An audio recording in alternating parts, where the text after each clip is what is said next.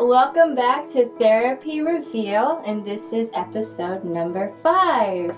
I am Blue, the host of this podcast series, and joining me today is Paul, who is also our co-host. Hi, Paul. Hi, Blue. Welcome everyone to this series of Therapy Reveal.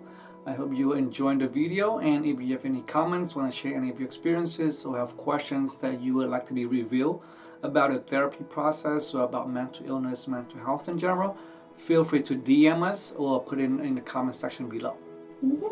So we're going to be answering a question in light of this month being National Depression Month. The question that I want to ask is, what kinds of depression do we see out there? Like, what does it look like?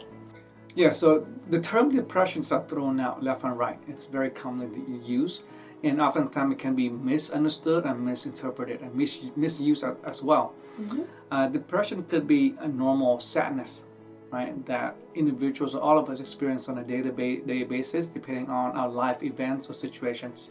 I'm depressed when I don't get to eat the food that I want, or the drinks that I want, or get the grades that I want, or get a phone call from someone that I'm hoping to interact with. And that's the type of common sadness in life that we get over within a brief period of time. When we talk about mental illness, or when it becomes a classification of a mental illness, there are different symptoms of depression, or whereas depression is a symptom of a condition versus depression as a clinical diagnosis on its own. So we know for individuals who have thyroid conditions, they also exhibit symptoms of depression. And so it's not a depressive disorder, it's a depression as a symptom of a thyroid condition.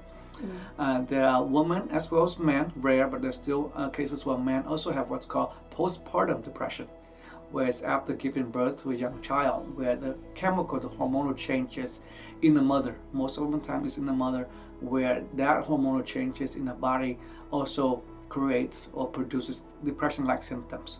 And so those are called postpartum depression. Some husbands, some fathers take on what's called parasympathetic or sympathetic symptom, where they take on a symptom of their significant other. So they also feel that sense of this, that symptom, experience or symptom of depression as well. Yeah. There are another type that's commonly known as the seasonal blue, or the clinical term is called seasonal affective disorder. And with that disorder, with the lack of sunlight, where it's gloomy day, especially in California this week right now, where the weather's gloomy. People experience that in Washington and Oregon a lot as well. And individuals who experience or have sad conditions, the eyelid, where it produces the normal energy level, it's not functioning at its normal ability, and so it doesn't produce that amount of energy for the body to function normally. And so I myself have SAD, and this week here it's been challenging for me because it's the energy, the mood is not there. It's a little bit harder to function, but it's not severe where it kind of disables my ability to function. So that's another condition that produces symptoms similar to depressions.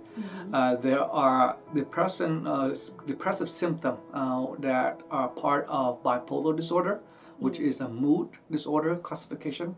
It is also a symptom of schizoaffective disorder, where the affective side of the disorder is a mood component to schizophrenia. That's why it's called schizoaffective disorder. And so in those disorders, there's also the mood component part, which involve or includes depressive symptom. And then we often also hear what's called depressive disorder, major depression. So there's major depressive disorder that is a one single event or a recurrent event. A single event could be situational induced, where it only happened once in a lifetime. Whereas recurrent event where it's ongoing is cyclical. And major depressive disorders, some of the symptoms involve feeling depressed for at least 2 or more weeks, right? Continuously 2 or more weeks, or 2 weeks or more. It involves lack of sleep or sleeping too much. It involves eating too much or not having any appetite at all to eat. It involves feeling irritable, feeling you want to, lack of motivation and energy, lack of focus, difficult to get out of bed, isolation, doesn't want to interact or socialize with people, And when I get to the more severe area, it involves hopelessness, shame and guilt. It involves suicide ideations aspect of it. So in general, those are the common conditions that produce depressive symptom. Finally, there are also what we call as medically induced depressive.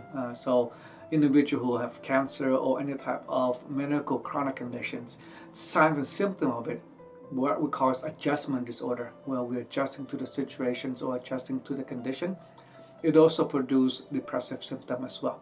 So in a nutshell, those are all the different categories and different disorders and situations that produce depressive symptoms. And the thing that's kind of funny to me, like especially nowadays among the younger generations, do you think it's like harder for us to kind of see that depression going on in like a youngster, like happening in the background? It varies. The hard part is trying to figure out insofar as what's the cost of that depressive presentation. Is it in a normal range because the individual or the young individual experience life events or situations, and it's a natural, like grieving, for example. The person will feel sad because they have lost someone or something that's significant to them, and they go through the grieving process, which is a normal process. When it becomes clinical, where it's become the level that we want to look at is the level of impact. If it start impacting their ability to function, their ability to focus on school or social life or work, if it's impacting their personal hygiene, it's impacting their relationship with each other, with themselves, disconnecting with themselves, disconnecting with other people, not caring about themselves or their appearance, right? The personal hygiene. Those are more severe cases or severe symptoms that we need to get addressed or help as soon as possible. Yeah, I agree. And thank you, Paul, for sharing those categories of depression with us and what it may look like if a person had that case. So yeah, I really appreciate you sharing that with us, Paul. As you can notice, my energy level different from previous weeks, right? My energy level is low, right? My enthusiasm, I'm aware of that because I've sad, right? So for someone who have sad, you're not alone, right? I also have sad, and I'm still able to function. There are days that I struggle with, but there are things that we can do to help better function. We're not at our optimal self, but we can still function. So just gotta push through. Yeah. So I hope if you're feeling sad, reach out for help. Call the DD Hirsch line numbers, the 8988 number, as well. If you're experiencing suicidal thoughts or contemplating suicide, reach out for help. You are not alone. If you want to DM us or contact us for help, we're also available as well. I hope, again, to recognize that you are not alone going through these experiences, and there are other people around who can connect and relate with you. You can relate to as well, and we can share our experiences to help each other out. And we hope that you feel comfortable enough to share with us your experiences or questions if you have any. And feel free to like, comment, and share this post among others who you feel would benefit from our message that we spread here at MFPI. All right. Take care. See you next time. Thank you, and bye. Bye.